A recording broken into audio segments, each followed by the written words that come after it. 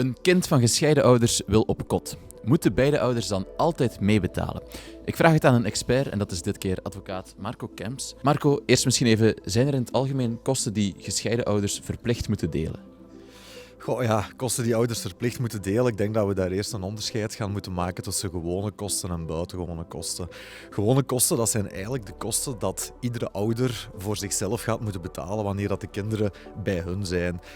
Simplistische voorbeelden daarvan zijn de winkelboodschappen, de kosten van water, elektriciteitsrekeningen. Die gaan ouders gewoon zelf gaan moeten betalen. Daar gaat de andere ouder niet voor moeten meebetalen. Dat zijn de gewone kosten.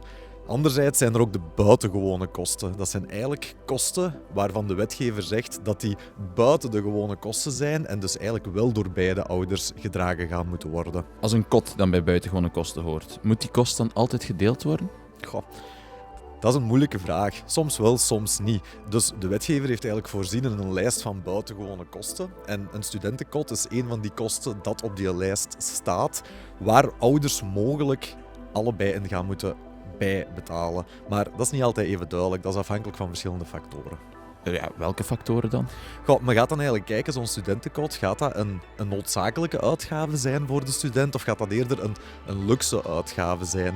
Ik denk dat ik dat het best kan uitleggen met twee voorbeelden. Wanneer men bijvoorbeeld in Vlaanderen dierenarts wil worden, dan zal men die studies in Gent gaan moeten volgen. Als men dan ouders heeft die in Hasselt of ergens anders in Limburg bijvoorbeeld wonen, dat is een serieuze afstand om af te leggen. Ja? Dan zal men eerder gaan zeggen, oké, het is een noodzakelijke uitgave, zo'n studentenkot, om niet elke dag zo lang te moeten pendelen. Terwijl wanneer mama en papa allebei in Zonhoven wonen en men wilt in Hasselt gaan studeren, zal men eerder gaan zeggen, oké, de pendelafstand is niet zo ver. Dan zal zo'n studentenkot eerder een luxe uitgave zijn. En vanaf hoeveel kilometer is het dan een luxe uitgave? Goh, dat is ook echt heel moeilijk in te schatten. Ik denk dat de rechter, wanneer ouders er niet uit geraken, dan gaat dat probleem aan de familierechtbank voorgelegd moeten worden. Zal men ook gaan kijken naar de financiële inkomsten van die ouders. Des te meer financiën er zijn, des te makkelijker zal de rechter ook gaan zeggen, oké, dat is geen luxe uitgave, maar noodzakelijk. U moet daarin mee gaan betalen als ouder. Maar daar echt een afstand op gaan zetten qua kilometer, dat is moeilijk om te zeggen. Dat laten we over aan de rechter. Inderdaad. Dank u wel voor de uitleg. En wil je dit nog eens allemaal herbekijken, dan kan je de column lezen van Marco in de HBVL-app. Bedankt voor het kijken naar deze video. Wil je de uitleg van onze expert nog eens nalezen, dan kan dat in de HBVL-app.